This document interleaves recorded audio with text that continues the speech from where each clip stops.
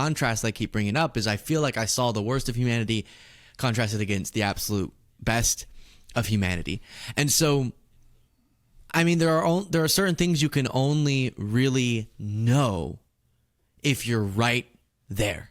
And that, the part that has been so inspiring is everyone I met had this real, on the front lines, had these real, kind, caring, and in some cases, fulfillment and purpose about what they were doing. And I could have been told that 100 times sitting here, and it wouldn't have hit me like seeing it face to face.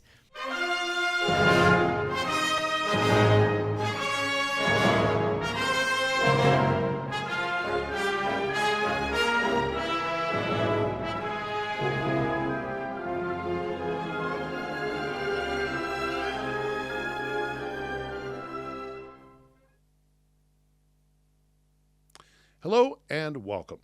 Our guest this week is actually someone who was just here in Ukraine doing his own on-the-ground reporting.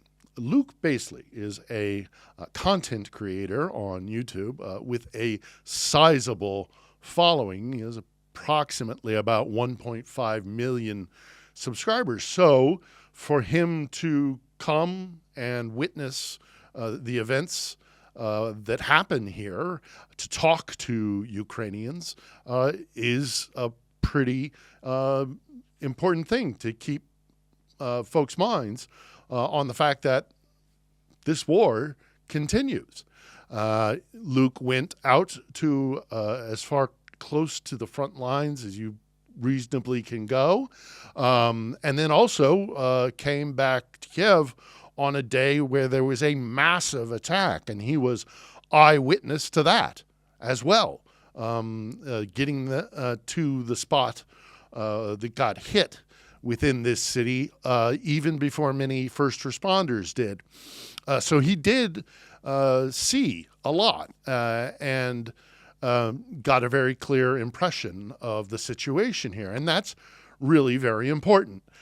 So I wanted Luke to go back to the States to kind of decompress, to process his thoughts before we had a little bit of an interview about all of the things that he learned and is now bringing back to his audience and reminding fellow Americans of the importance of what's happening here, to humanize the people of this nation, and we talk about all of that and so much more. I know you'll find something interesting and something that will perhaps open your eyes as well as Luke's eyes were opened. So, Luke, good to see you. Good to see you again. Last time we were together, it was here in Kiev.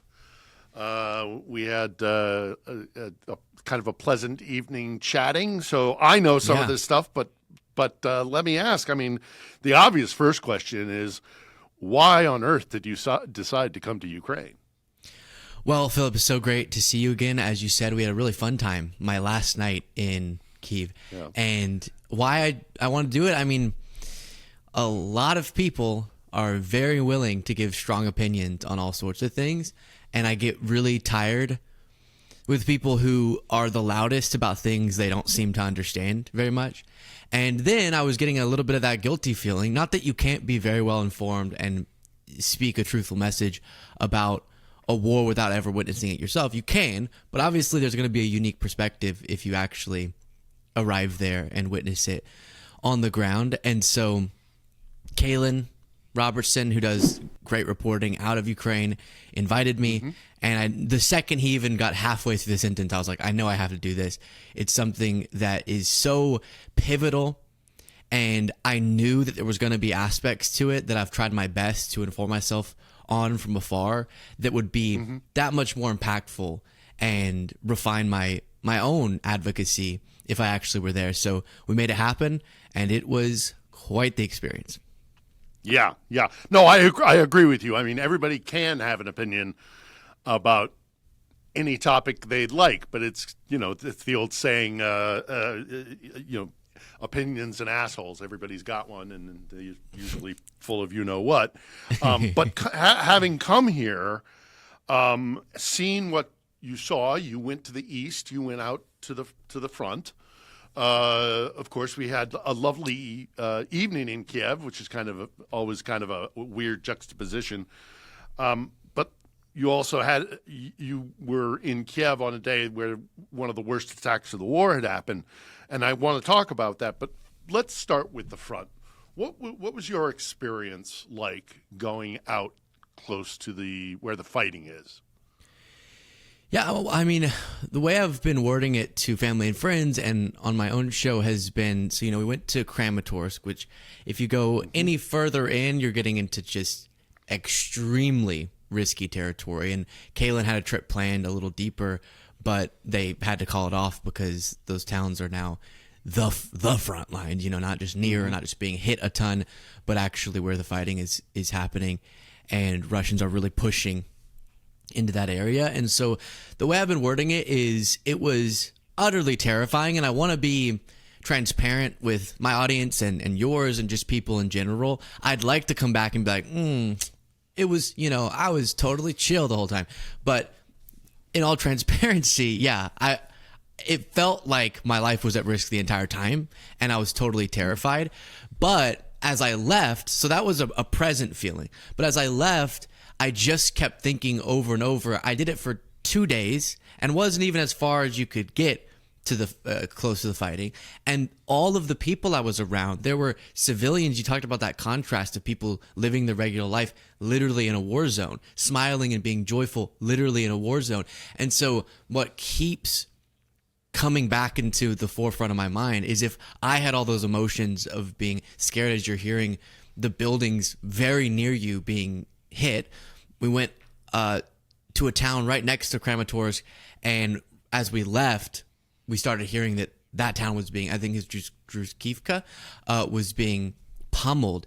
And so that terror to experience for 2 days and leave and be like, oh, I'm so happy I'm alive, then to extrapolate it for people who don't get to leave after 2 days, who are either fighting or are civilians and that's their home and they're staying, gives me a little tiny, eensy taste of what it is that the Russian military seeks to do, which is just demoralize people, make them feel that feeling that it doesn't matter where you are, doesn't matter if you're a journalist, doesn't matter if you're a civilian, a child, a mother, you are going to be a target, and that should weaken your resolve, I think is their idea. And so to have that just for a very brief time, I think gives me even more motivation to advocate for the people who don't then get to fly right back to the United States. Yeah, I mean, before we started rolling, we talked about your journey out, and it sounds like it was quite the endeavor to get out and a lengthy journey out. But nobody is ever safe in Ukraine. I mean, we're gonna talk about the Kiev attack in a moment here, but I think now might be a good time to talk a little bit about that factor that you're talking about. Nobody's safe in Ukraine. There's no safe place in Ukraine. It's kind of rolling the dice. Sure, some places are safer more than others. What was your feeling when you did cross the border back into Poland, where there isn't an active war going on? And then, of course, now, a few days, almost a week, almost 2 weeks now since you've been back. Have you had a chance to digest? Have you had a chance to kind of step away from the anxiety of being in a war zone and kind of process what you went through? And if so, what was that like for you? You were the one, I heard it from a few people, but the way you worded it right before I left, just to let the audience know, Philip said, just be ready because you'll leave and you'll get home and there will be a sense of relief, but you'll also have a level of tension processing and then just flipping the switch back to regular safe life. And when you said that, Philip, I was sort of like, yeah, okay, but expecting to land and be like, all right, here we go, we're back, woo. But there has been that transitionary period, and a part of it has just been severe exhaustion because that week or 8 days or whatever it was had very limited sleep taking place. But a big part of it is you come back, like for me, to this really comfy, easy in the grand scheme of the world life that I live. And, oh, we're going to go out and play volleyball, and we're going to go to a dinner, and living those experiences at least fresh off of the experience in Ukraine, then coming back to my regular day life here, it can be really disjointed, and you feel a little detached for a second because you're connecting, you're trying to make sense of this being everyday life in one place, and then what you're witnessing all the time, what I just witnessed while being there, is happening in another place. And a lot of the people that I'm around here really don't seem to care. And so you can start boiling up a little bit of resentment. But to your question about crossing into Poland, in all honesty, I didn't have that sense of relief or anything, because right when we got into Poland, got the news that I'd missed my flight because of how long I was stuck at the border. So I was just angry. And then I got like a hotel room temporarily to wait it out and just slept the whole time, and then got in the flight. Yeah. So a lot of that was too chaotic to really figure out what I felt, which I think then built up even more when I got back to Austin. I was dazed and disconnected, but then it took a few days to really start. And I've been I'm not a huge like journaler or writer, but I've been trying to just, so that I remember some of these thoughts and takeaways, write a lot more and then circle back to them. Because it is weird how a blur of an experience like that causes a lot of the specific memories to evaporate pretty quickly. Yeah, well, that's why I wanted to do this now with you. I mean, we had you here in the studio. You had a nice chat with Kaylin here at the On the Edge studio. And we could have done this while you were physically here. You know, we could have sat down, but I wanted to wait for you to get back and to decompress and kind of process, because it's a hell of a thing. And, that does bring me back naturally to here in Kiev. We have been relatively lucky in Kiev because a lot of the air defense in the country is here in the capital, and rightfully so. But just as you're getting back from Kramatorsk out on the east and on the front, I mean, the footage is out there. Kaylin has put it out there of the missiles coming in and it was one of the worst attacks we had in Kiev. And you were right there to see it just as you were coming in from the front lines. Tell me a little bit about that and being an eyewitness to, because that was a hell of an attack. Yeah. So just to sort of portray for the viewers and listeners, as we're driving back, as Philip said, from Kramatorsk, sort of close to the front lines, and feeling a level of relief. Kind of once we got out of the territory where they say it's more likely the drones could be a risk, I took a big deep breath. I called my family members to say, hey, I made it. I was there. Now I'm leaving. I'm going back to the safer area.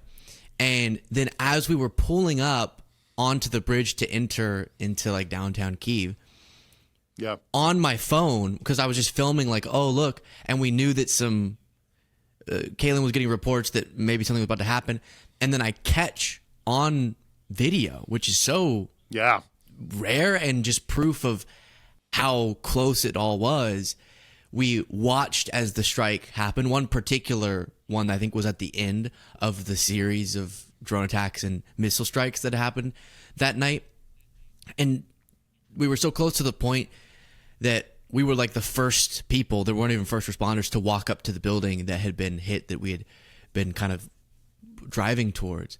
And so I think, as you said, it's so horrific and so tragic to witness and to see the bodies being carried out and the chaos that in one way is totally unexpected, and in another you could see on the faces of a lot of the civilians around was normal to them. And that point you make, this other feeling I kept having through these experiences, is that each one of them told a story about the terror that the Russian government is trying to bring down upon Ukrainians. Because even me witnessing it myself, thinking, okay, we're back to safer Kyiv, right? And then right as I'm coming in, that sort of attack, like you said, one of the largest since the war, happened. it's not about my experiencing of it, but the story that tells about the intention behind these actions. And it is, like you said, to make every Ukrainian feel unsafe. And the long term, because I kept asking and trying to figure this out, what is aside from the moral atrocity that the Russian government is bringing here, what is even the strategy? Because they'll be striking things with no strategic objective, it seems.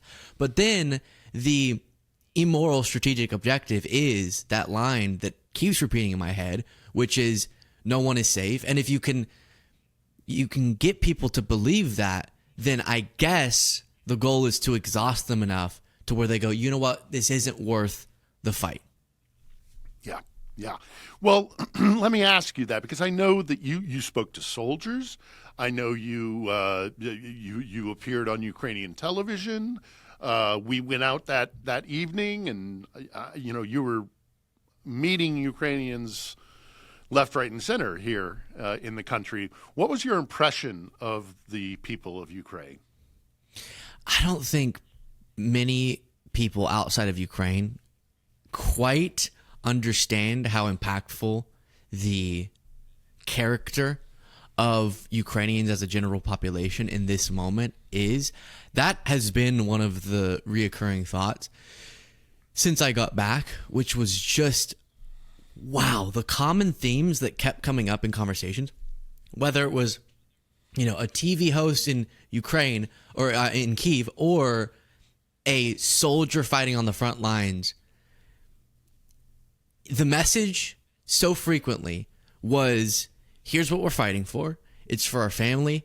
It's for our future, our country, my children. One soldier specifically, really impactful, specifically has, and we had to, distort his face whenever we played the interview because of this, which is he has family in Russian occupied territory. And so for him, the fight is as simple as, I want to push that Russian front back far enough to where I can see my family again. And they likely think that I'm dead, or I've been told any number of things about me. And if we would have posted his interview without distorting his likeness, the Russians would have found his family and killed them, was his fear. And so to hear what they're fighting for, especially in the context of whether it be Russian propaganda or a lot of really annoying right-wing voices in the United States, a messaging campaign to convince the general public here that Ukrainians don't really know what they're fighting for, and this is kind of just, Biden wanted to start a proxy war with Russia. Or they're being forced to fight. Yeah, that's a common and it's theme. totally against their own interests, and this could all just end, and all Putin wants is like 3 inches in the east. It's not really that big of a deal, and if you just gave that, it would be peace, and this is all for the military. To actually hear from people who are fighting, you can't get more authentic than someone who's literally standing there, about to go fight, talking to us, holding a gun, and saying, this is what I'm fighting for. It's to see my family again, or for my family's protection, for my country. And they've seen what it looks like when Russia does take over. And that's the other part that the Tucker Carlsons of the world try to abstract, which is telling the story of they could just live this utopic life under Russian occupation if they just stop fighting. But all of the civilians and soldiers either know someone very directly or themselves have heard a story of what the Russians do when they take over Ukrainian territory. And they treat Ukrainians as less than human. And I went through in a segment responding to something Tucker Carlson had done. I don't know if we want to do it here, but some of the really vivid details that some of the soldiers had shared with me about the torture and the dehumanization and the executions that happen when Russia takes over. So to have witnessed that and then say, I'm trying to fight to make sure that other Ukrainians don't have to experience what my friend or my family member did is pretty clear, and it's not the story that a lot of people in the media tell. Yeah, I saw you do a reaction to Carlson's kind of position on the war. And, he's one of the most loud, obnoxious voices out there when it comes to this. And obviously, there's his famous trip to Russia and how manipulated that was and all the rest of it. But now that you're back in the United States, what's your impression of how this war is being covered and what the American people are being told? How much does it gel with what you saw here, and how much of it is lacking, do you think? I mean, a big part of it, I think, is which source are we talking about? And most people, I think, maybe if you put it on a American political spectrum, who are left of center-right, so like your moderate Republicans kind of seem to have the right idea, and then through the center line over onto the left before you get to like radical left, they've also abandoned Ukraine. But kind of that chunk of people getting information from whatever the associated sources are for that political ideology seem to at least have the right idea and are supportive of, and polling shows are supportive of supporting Ukraine.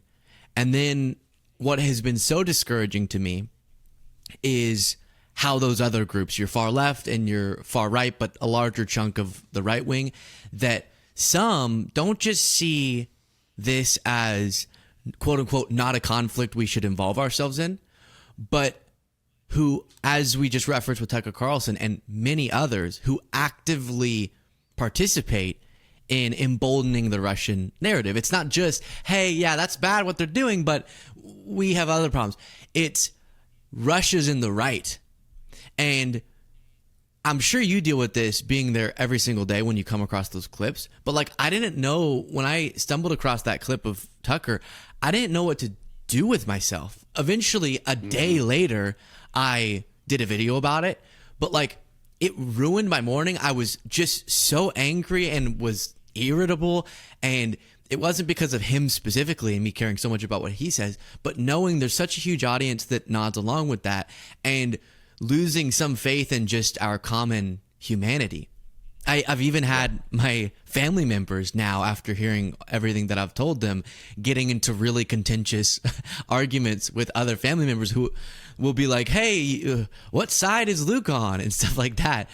And they, even being secondhand a part of this and making it more personal, it really can cause actual friction with people who speak about this and talk about this like a game. And so you have like the totally wrong about the subject people, mostly on the right and some on the far left. But then even people who would articulate the correct stance, almost nobody actually cares like I think that we should. And almost nobody stays focused long enough on Russia's invasion to the degree that I think is justified, not just because of the carnage and the loss of human life and the abuse of human life, but also because of the broader global consequence that you and I talked a bunch about the night we referenced offline. And that I don't think people are exactly engaged with.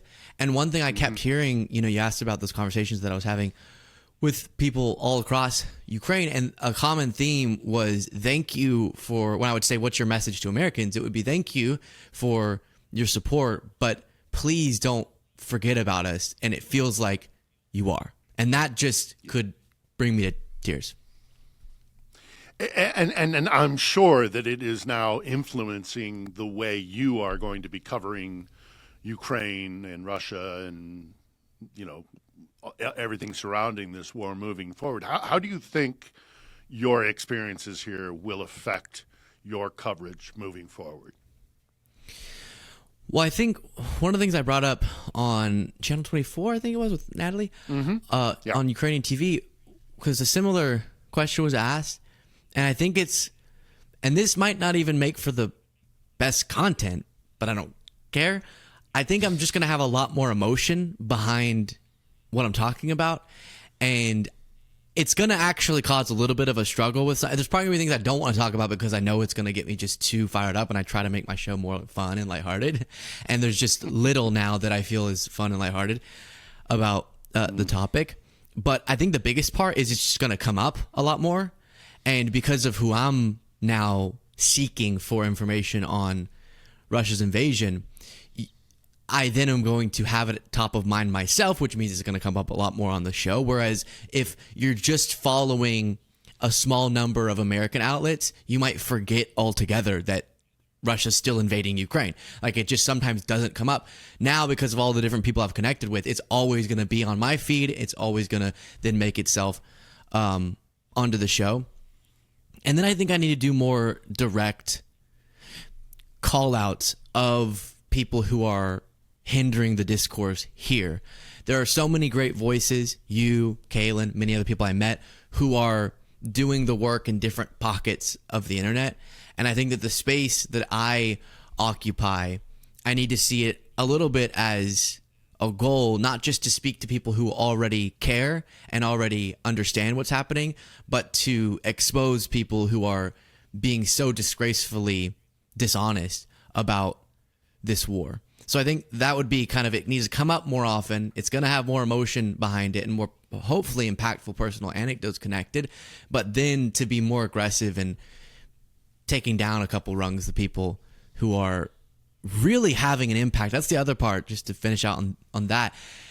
The other part that I heard a lot from people that I didn't expect to, soldiers, civilians alike, was the Russian propaganda making its way into American media.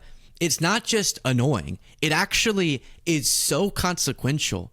I think it was you and I who talked about that propaganda and the right wing buying into it, blocking the aid package back under the Republican Congress whenever Biden was in power, sent this series of events. It may not have been us, but talking with somebody about this series of events that were so impactful because of the delay of an aid package. And then we've seen that similar things happening under Trump. And all of it is because of governance being informed by media coverage. And so your right-wing voices who are just like Tim Pool screaming, Ukraine's our enemy, it's not just annoying, it's really impactful in what ends up happening in governance, especially when you have MAGA figures currently in majorities and in power. And because those are the closest voices to me in the space that I'm in, I feel like it should be a little bit my obligation to expose that.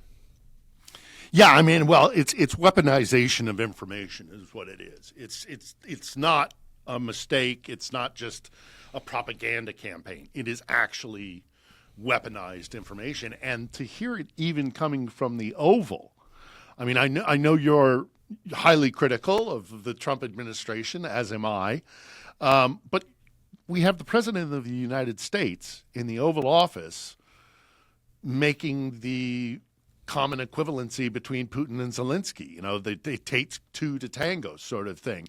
How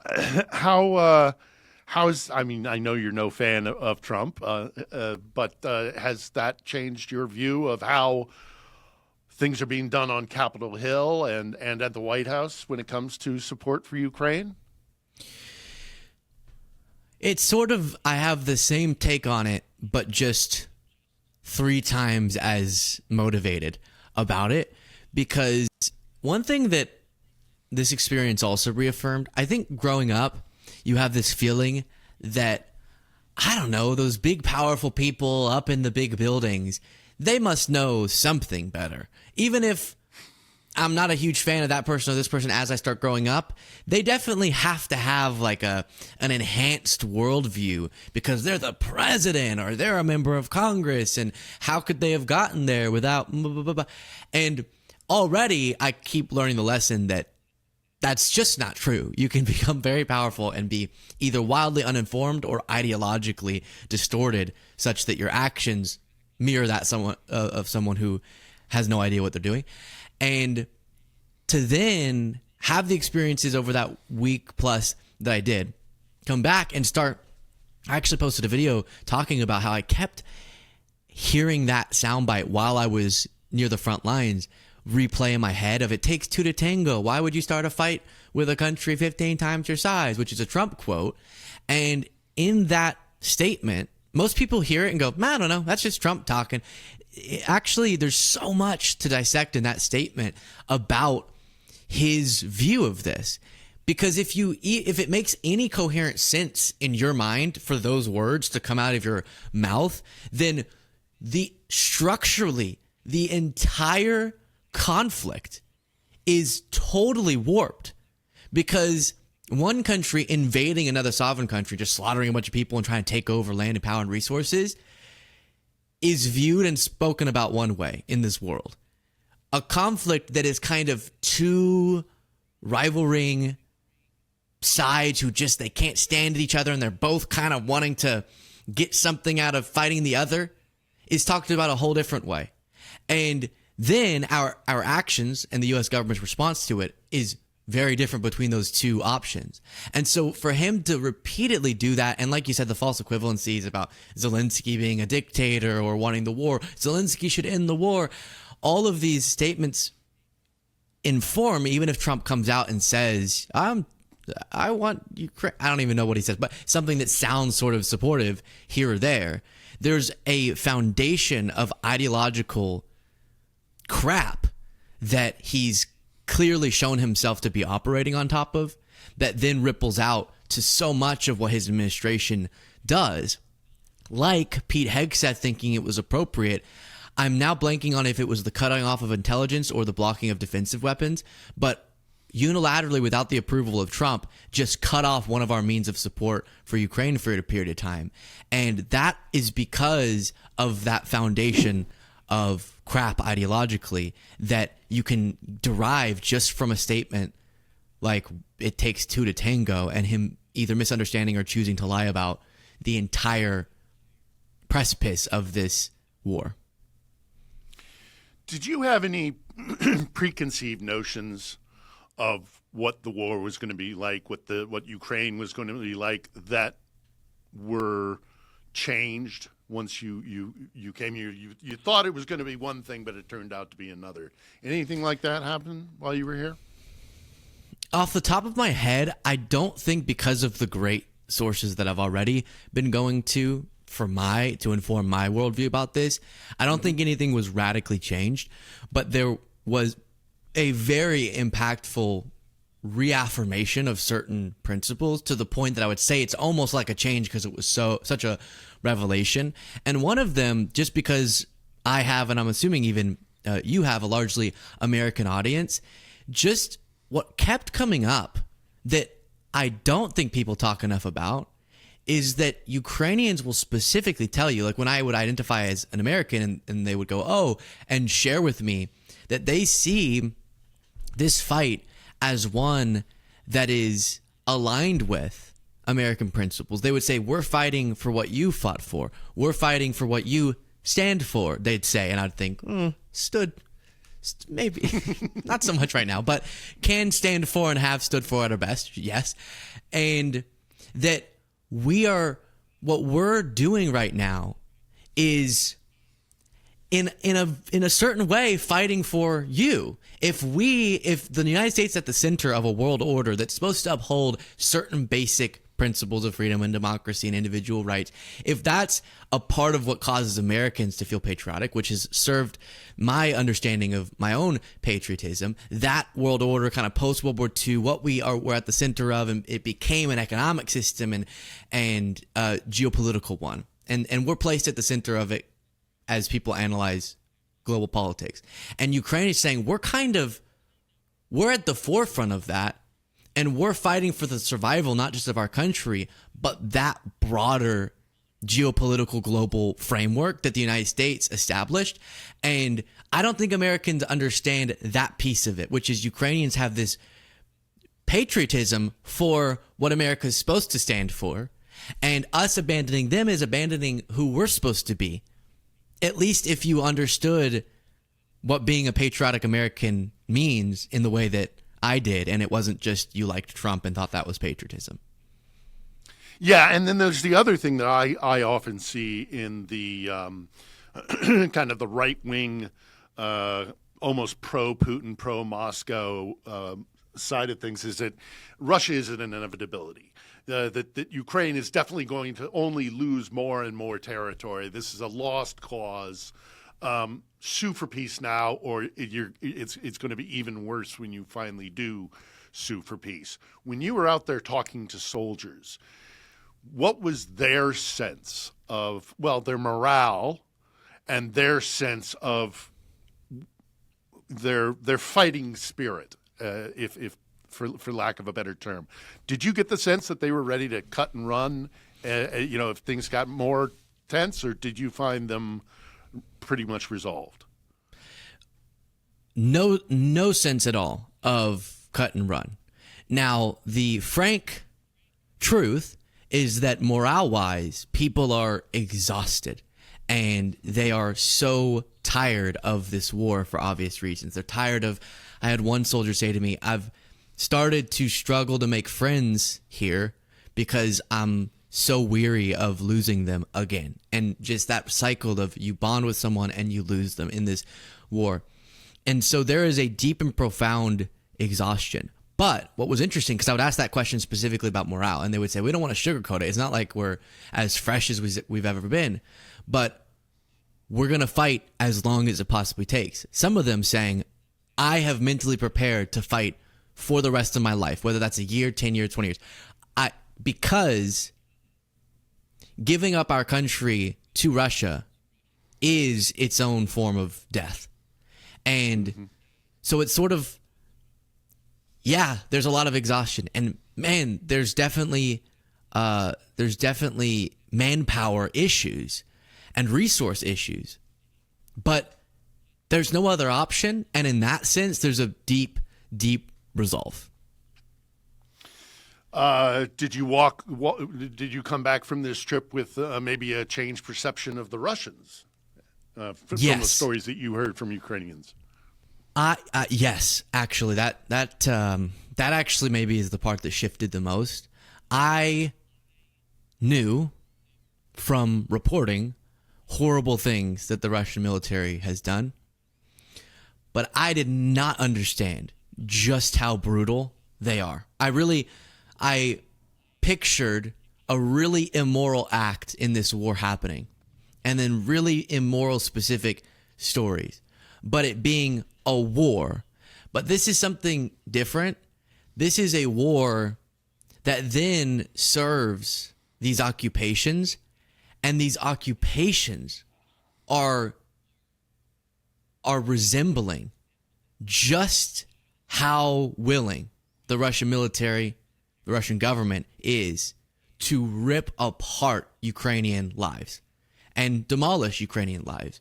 And the specific stories that I was being told, and then came home and found all of the documentation and substantiation, which was also an interesting part of this. Because I was prepared for right-wing voices to say, oh, yeah, I'm sure that was some propaganda tour, which is funny because no one in any official position actually facilitated this. It was like a friend of a friend just took us. So there wasn't any chance for that type of what sometimes governments do when they bring in journalists to places.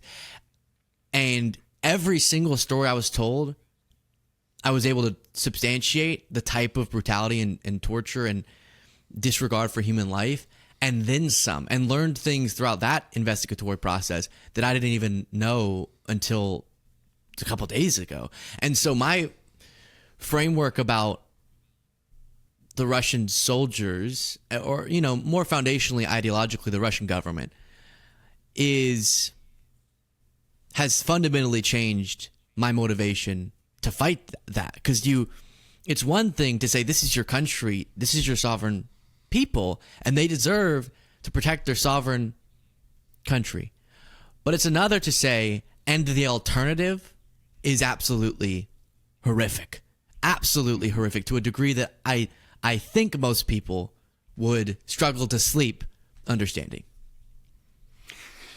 And this was your first time inside a war zone. I mean, you had never been to a place where there's active combat, where drones and missiles are flying in, and what was it like for you to have your first taste of basically wartime coverage, of being a war correspondent?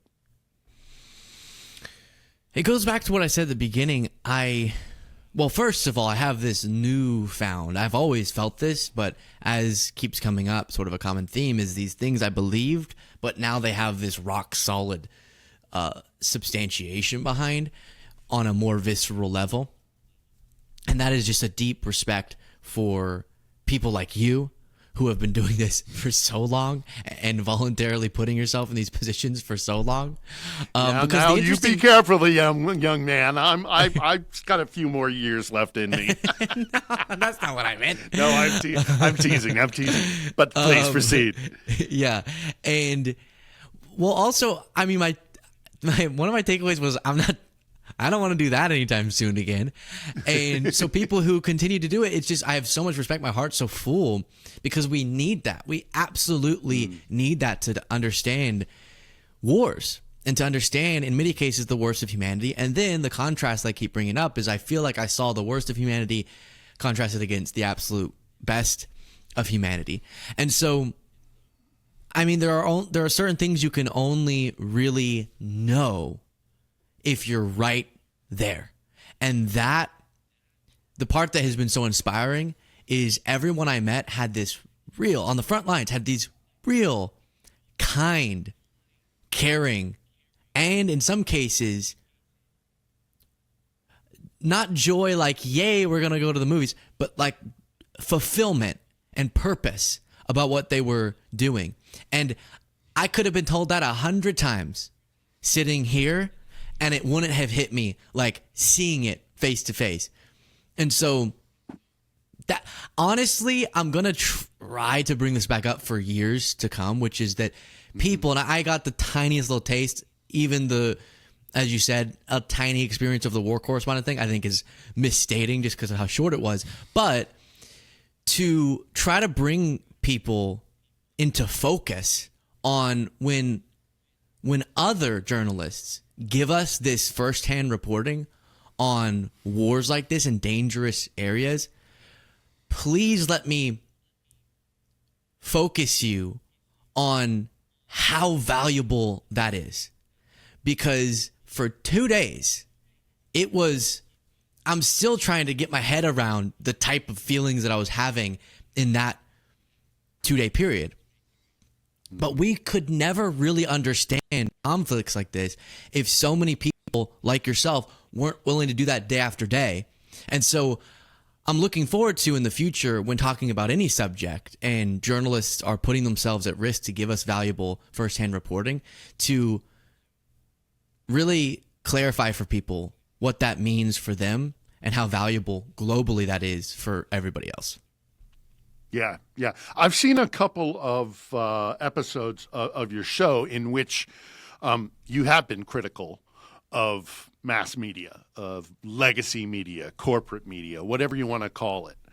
I likewise have strong feelings about the coverage of this war. It's not on the front pages, it's incredibly important, and yet it's the coverage here, I think, has been lacking.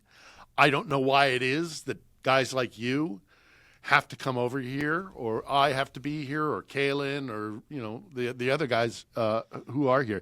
They'll fly in for maybe a week or two, and then they'll leave. I mean, I have found the coverage lacking. I wonder what you think, having experienced it firsthand. Now, going back, you flip on CNN, or you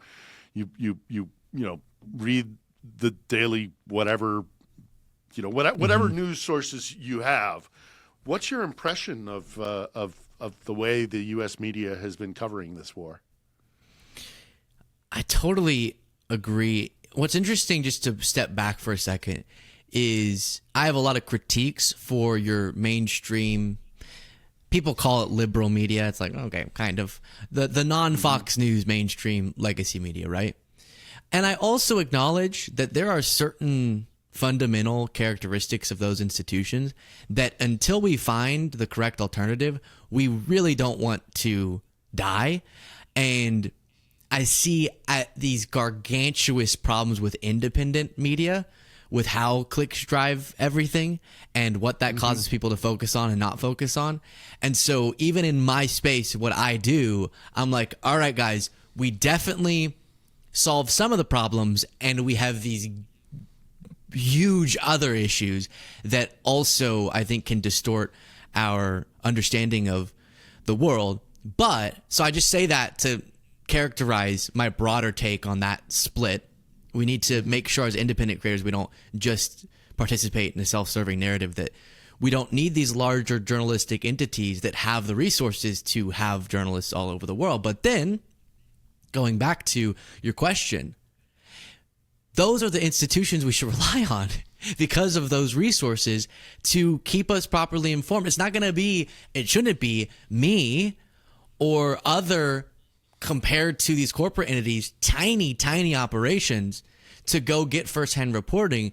It should be those larger legacy ones with much more resources. And so on this issue, I'm totally infuriated at not necessarily the journalists, because there definitely are journalists doing amazing work for those organizations, but for the broader, I mean, part of it's I'm just mad at Americans, at my fellow people, because the outlets would be covering it more if people cared about it more. And so those outlets should, and they've never done a good job of bringing into clear view why we should care about it and the consequence of not caring about it and the experience you asked about now, you know, stepping away from it. But being there, I remember I got to turn on my phone for the first time in a day or something while I was at the front lines and was scrolling through Twitter, and this is probably what you guys feel all the time, but it just felt like you're screaming in a room, like one of those all white rooms with just the fluorescent light, and you're screaming for help and nobody's listening. It's kind of that globally, where all of these people are fighting for, as I said before, the world order essentially, and the principles that world order is supposed to stand for, that have been established for like a century. And a ton of people are just moving on. They're totally moving on. Media outlets are. And so being there and scrolling Twitter and watching different news outlets and being like, everyone's forgot, it feels like. And then when it is discussed, the right wing has allowed, I should say the legacy media has allowed the right wing to skew our discourse a lot, where now I hear a lot of mainstream voices being perpetuated. I don't need to give examples at this time, but perpetuating a lot of that. It takes two to tango. And so is Putin going to agree to a peace deal? Is Trump going to get his peace deal, like his campaign promise? Is he going to do it? Is he going to solve this game between the two teams? Is Zelensky a dictator? And it's all been gamified and skewed towards the right wing. And then I don't feel like we have enough loud enough, influential enough pro-Ukrainian voices who show up on those platforms to pull the conversation back. No, here. And I know you moving forward will do that, and I have every intention of doing that. And Kaylin and everybody else who's obviously here will continue to do that. I think it's also important to make this point as well, Luke. For those who don't know, Luke had to turn off his phone when he went out east because having an American SIM card in, close to the war zone, you stand out like a sore thumb, and the Russians have the capability of tracking that. So that's why he had to turn off his phone and could only turn it back when he kind of got off of the frontline areas. And so, yeah, you probably got inundated with messages and all that kind of stuff. It's those little things like that I think a lot of people don't recognize. Is there a what are you going to take away from this experience? What's the, as we kind of wind down here, what is your takeaway from your trip? I think there's a few. The first is that I've grown up only ever hearing about wars and hearing about these specific stories within them from news. And there's something about black and white print that just brings down the volume on everything. There's something about stories on the news and another day rages in the Russia-Ukraine war that normalize a lot of this. And I think that, number one, anytime I'm hearing about anything Ukraine or a different subject of this caliber and this type of conflict, the visceral feelings that are going to come to mind are at another level that was never there before.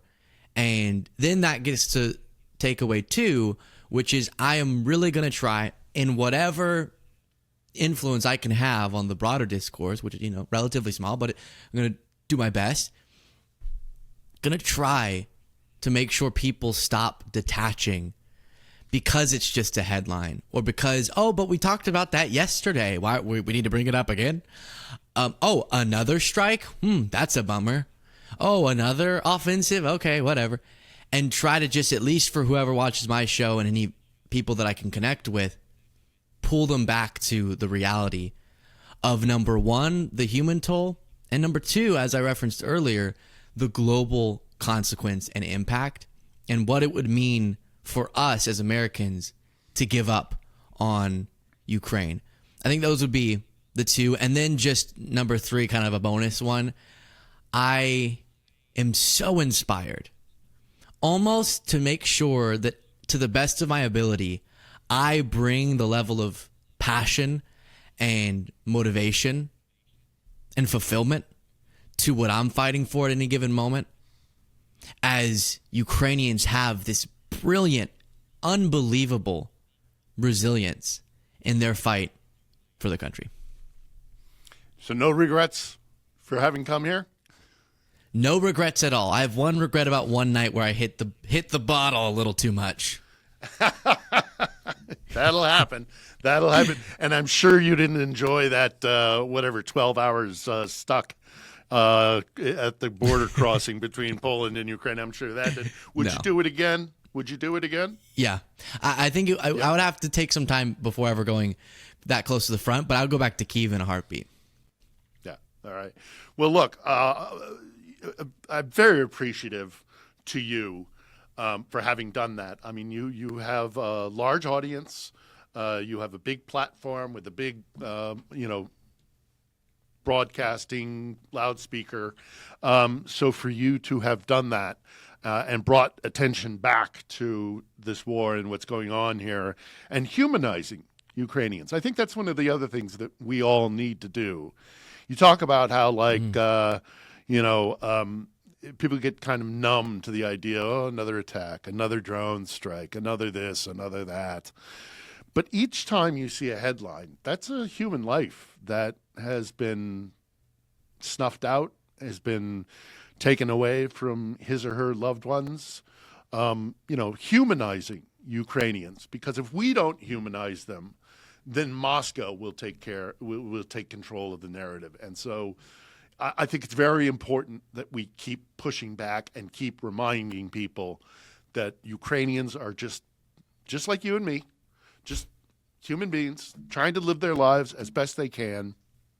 And they have to live through this aggression and this stress and this anxiety and all the losses that they're going through. So all of that is a way for me to say thank you for reminding people that Ukrainians are human beings and what's happening over here. And I get it. I don't expect to see you over here anytime soon, but if you do ever decide to come on back over, obviously get in touch with me. We'll set up whatever you want to go take a look at, or whoever you want to talk to. And it was great to meet you over here, and I thank you for coming. Is there anything else you'd like to say before we close? No, I mean, it really was great to meet you, and I have so much respect for what you've done and what you do, and I'm glad to be a part of a really great group of people who are desperately trying to do what you just said, which is humanize against the radical dehumanization that Russians perpetuate of Ukrainians, and focus people on something that is so important and so much is at stake. And I did have a lot of fun with you the night that we hung out in Kyiv. Yeah, it was a great night. Thankfully, it was a quiet night. Sometimes we get those. That'll happen. And you're right. Mm-hmm. It is the desire to live as close to a normal life as you possibly can. Yeah. So I thank you for coming over here, shining a spotlight on that, and I know that you will continue to do that in your channel, your shows, and obviously we're going to keep doing what we're doing here. So anytime you want to have a collaboration or if you want to have a chat, I'm only just a message away, Luke. And it was lovely to meet you here. I am energized and excited to see a new generation of journalists trying to do the best they can to get the word out. So keep doing what you're doing. Thank you. Thanks, Philip. All right, Luke. Thanks for being on.